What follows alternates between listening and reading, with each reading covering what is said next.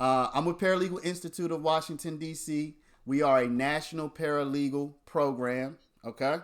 National paralegal program. We help people get going in the paralegal field. Okay. We don't play, y'all. Okay. Okay.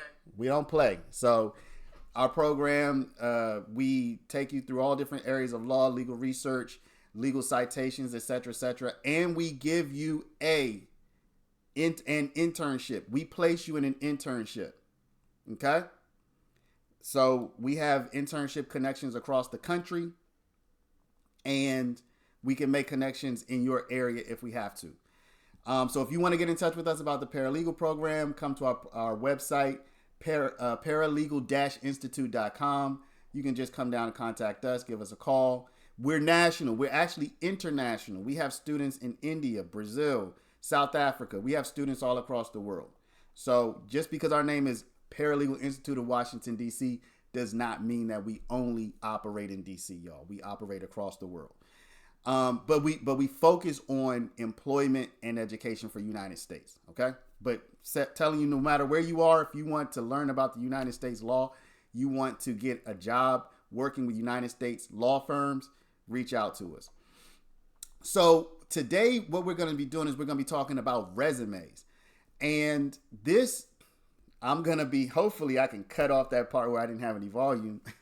And this entire resume tutorial is going to be for members only, but we will be, I'll upload the first part for the general public. And of course, we want y'all to become members. We want y'all to sign up, right? We want y'all to work with us, party with us, as I like to say. Let me move myself over here so that y'all can see this entire resume. So what I'm going to be doing, I'm going to be telling y'all everything I know about resumes so you can get your resume right. I'm going to be nitpicking down to the nth degree. I'm nitpicking, y'all. Today is a nitpicker's dream, okay? Because when you're trying to work in the legal field, you have to think these attorneys want people who pay attention to detail. If you've been watching the YSL trial like I have, you will notice DA lover or hater, DA Love goes down to the details. She gets down she will argue the smallest little thing. You may think she is wrong, but the point is she understands all of the smallest details. The defense, they have to be on point with her because she will take it down to the grain of salt. She will split the grain of salt in half. So the defense has to also be able to do that, and they are able to do that. So when they're looking for somebody to come work in their office, they don't want somebody who's overlooking the details, okay? They want somebody who's going to catch the little stuff. So I'm going to show you how to catch the little stuff with your resume. This is going to be the first thing that people see about you usually. They're going to see your resume. And I'm going to show you here things that happen on these resumes where I'm just like, yo, I would just go to the next resume. Let's just jump into it. But again, nitpick warning. I'm nitpicking here. Okay. First things first, you do not need to put your full address at the top of your resume. Put your name, put your, not your street address, put your city, state. You can put your zip if you want. I don't think it's necessarily a requirement, but make sure you put your name, your city, your state, and your contact, your email, and your telephone number. Best email, best phone number. Don't put your full street address, okay? Next, a lot of people start off their resume with an objective or a personal statement. I do not think that it's necessary for you to put an objective or a personal statement at the top of your resume. I probably would not do that. Why? Because all it's going to say is, hey, I'm a great person and I want to get a job, right? What else can it possibly say? If you have something extraordinary, if you had won a gold medal in the Olympics and you're going for a job where that might be relevant, I would want to point that out in my personal statement, right? A Olympic gold medalist, who has shown dedication, hard work. But okay, fine. But if you're not an Olympic gold medalist, don't put that don't put an objective. I'm not saying don't. I'm saying I wouldn't. But let's say you say, well, Avon, I want to put an objective or a personal statement at the top. I'm about to warn y'all of something. In the legal field in particular, and I as an employer, I as a person who's reviewed thousands of resumes, I'm looking at your writing style. So when I read your objective, I'm more concerned with how you write than what you're actually saying. I don't care what you're saying about yourself, really, but I do care how you're saying it. So therefore, here it says, let's read this objective. And again, this was a resume, y'all, that came over to me as part of the body of an email. In other words, this was not on Microsoft Word. This was not a PDF. This was not an attachment. This was, here's my resume, and somebody just copied this and pasted it into an email. I put this on Microsoft Word so we can work with it. Okay, so don't do that. Obviously, use Microsoft Word to, or some kind of word processor to do your resume. We will get to the templates later. We'll get to that last. That's important, but I feel like that's one of the least important things. So let's take a look at this objective. Again, I would not put an objective first, but this person decided to, so it's not necessarily a no-no. This is how it came over to me. Remember, we're looking for attention to detail. We're looking for good writing skills. We're looking for a person who's making a good presentation. Objective: seeking to obtain a stable position in an organization. First thing I noticed within the first sentence fragment, the first part of the sentence, is the organization. The O is capitalized. So I'm already ready to go to the next resume. I'm already like, nope. Because you're going to come work at my law firm and you don't even know how to properly capitalize.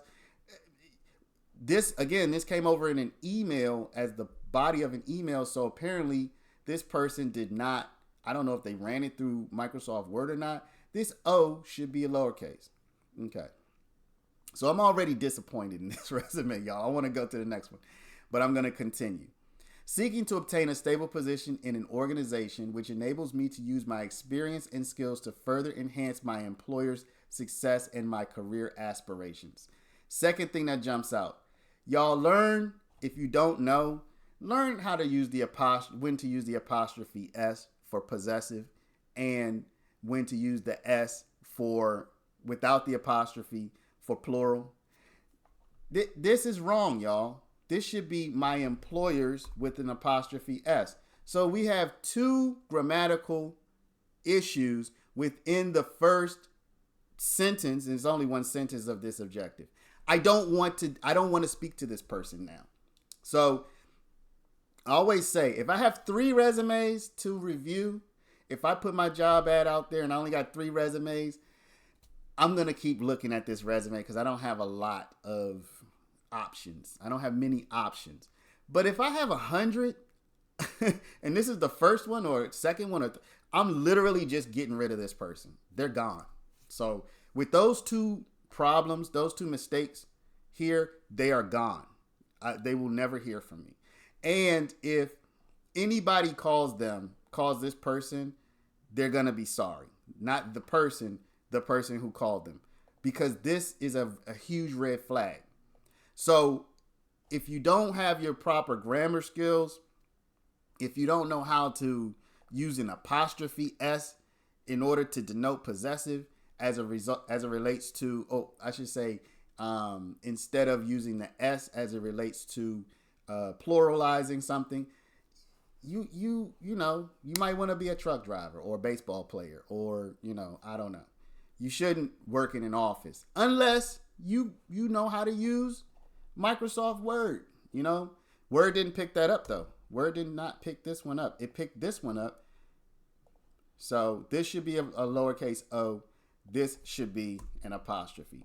So again, when you start your resume off with an objective or personal statement, I think it's risky for you because unless you really know how to write, if you're just a regular, you're gonna just have a bunch of mistakes, and it's gonna automatically show the reader, oh, The good thing for you is a lot of people reading these resumes also don't know this stuff. Okay, so you could get somebody who doesn't even recognize the mistakes you made, but the lawyers will pick it up. If it's a lawyer reading it, he or she will pick it up. If it's an HR person or an office manager, they might not pick it up. Lawyers will 100% see these mistakes, and you will have difficulty getting past the initial review when you're making these kind of mistakes. But with that said, y'all, this is not a bad sentence. I mean, just reading it for what it says, seeking to obtain a stable position in an organization which enables me to use my experience and skills to further enhance my employer's success and my career aspirations. That is a perfectly good sentence, okay? Meaning taking the grammatical problems out, just reading it for what it says, it's perfectly fine. It's quick, it's concise, it gets to the point, and it doesn't take up a lot of space. Your resume should be 1 to 2 pages long, in my opinion. Nobody wants to look at a 4 or 5 page resume. Nobody wants to look at something that long. Give me the information that I need as quickly and succinctly as possible. So as a sentence, without judging the grammar of this sentence, this is a perfectly fine sentence, okay? So if you want to have an objective, make it quick. She could have, if she wanted to, she could have done maybe one more sentence, 3 to 4 lines at the most. But for me, I would not do an objective at all.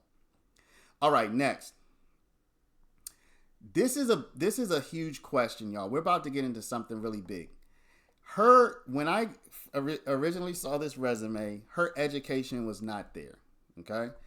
This resume, let me show you how it looked when I originally got it. The education was down here, and she had all these qualifications up here, which were next, okay? So let me try to reconstitute this resume. This is how it looked. So after her objective, she went into these qualifications, okay? I was already making a video about this, and so I was working with this resume a little bit, and so I've already changed it around a little bit, but this is what it looked like. So after your objective, personal statement, or whatever, you have one of 2 things that you should choose comes next. Listen to me very closely. Either put your education next or put your experience next. Don't put your qualifications. Don't put your languages. Don't put your skills. If you're having this kind of format, okay, either put your education next or your experience. How do you decide which one goes next? It's very simple. I'm sticking to the example of paralegal. So we're going to take all of these qualifications and we're going to get rid of them. We're going to put them down here at the bottom to work on these later. How do you know if you want to go with personal experience next or you want to go with education? It's very simple. Let me move myself. Okay, it's very simple. If you have experience in the field, in this case, if you have experience as a paralegal, legal assistant, what have you, put your experience next, okay? Put your experience here after your objective or personal statement or whatever, if you decide to have one. If you have experience in that field, put your experience next.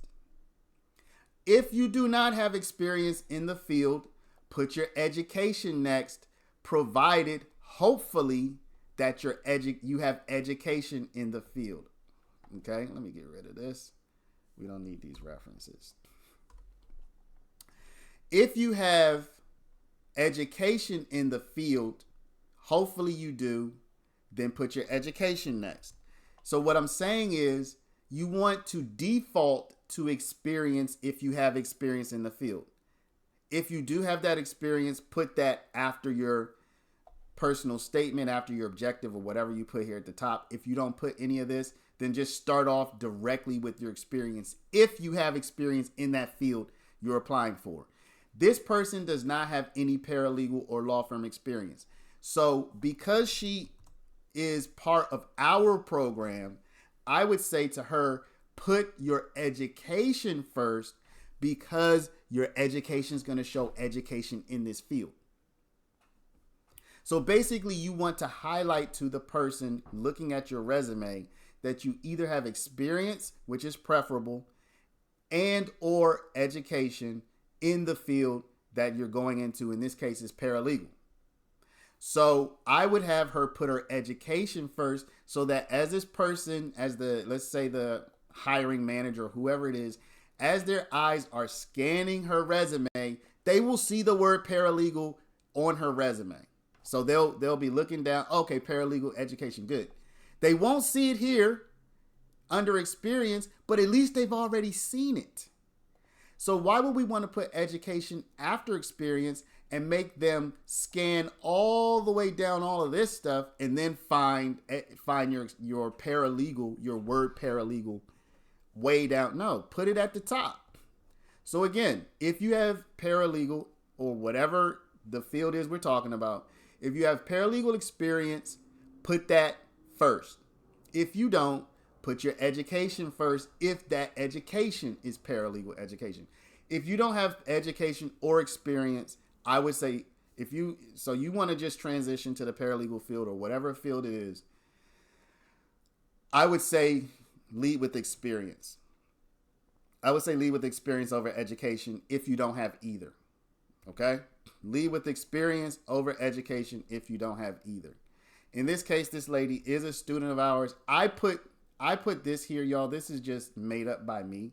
As you can see down at the bottom, she has her actual education. I'm going to delete that, okay? We want to keep it simple. So I just made up this Wildwood College. This is not actually on her resume. And then Paralegal Institute of Washington, D.C. I put that here too. She is a student of ours. So now as a person reviewing this resume, I'm going to see the word paralegal. And I'm like, okay, there's something that says paralegal on this resume. Good. So now I'm going to continue reading. Next, we're going to have her experience. Now, again, I've already worked over this resume a little bit. Okay. This is all of these bullet points that you see here. I did this. This is what it looked like before. So basically, this is what everything looked like before. Okay. So she had everything all jumbled up into one long run on. This isn't even a sentence, y'all. I don't know what this would be considered. Just a long run on, whatever this is called. This is what it looked like originally. I broke this all into bullet points. Okay. I broke it down into bullet points. And I even eliminated a couple of things that were on here. Okay. A couple of things that I thought were unnecessary. I would use bullet points if I were you. I would not do this with my resume. Let me see if can I draw on this? Let me put a big red X on this. Don't do it like this. Okay? Do not do this. I mean, this is my suggestion to everybody. There's no reason for you to just make this big jumbled mass of words. Make it easy for somebody to read, y'all. Okay? Make it easy for somebody to read, please. All right. So, I broke down what she said, which she had formatted like this, a big jumble of words. I broke it down into bullet points. And I eliminated a couple of them, okay, that I did not think needed to be there. Now, this is my next big suggestion to you. Once you have everything broken down into bullet points, now you need to make sure that the wording is correct, which we'll get to the wording in a sec. But the biggest thing I want to tell you that probably does not occur to people is you want to go from the most impressive, the most pertinent, the best bullet point down to the least impressive, least pertinent, worst bullet point. In other words, the very first bullet point that you have of these four should be the best thing that you can say about yourself or about your job or about what you did on your job. And then it should get least impressive. And then this last fourth or fifth thing should still be good, but it shouldn't be quite as good as the first thing. In other words, let's actually look through these. I've already, again, worked with these a little bit. So maintain. So she was a security person.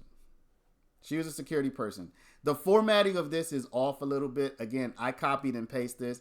She sent this over to me and copied and pasted into an email. Again, this was not a Microsoft Word document. So the formatting could definitely be better. You don't want the job title to start here and then in there. I probably would actually just move this down like that. Okay. So anyway, let's read. Maintain order and protect property and persons and job sites within the community by enforcing laws, rules, and regulations. Maintain order and protect property and persons and job sites within the community by enforcing laws, rules, and regulations. Y'all should already see a problem here. Y'all should already see a problem here. Why is job sites capitalized? So the first thing I'm wondering is, why does she capitalize job sites?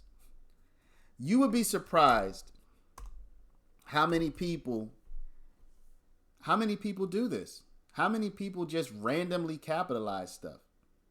You're going to see that as we go along here in these different bullet points.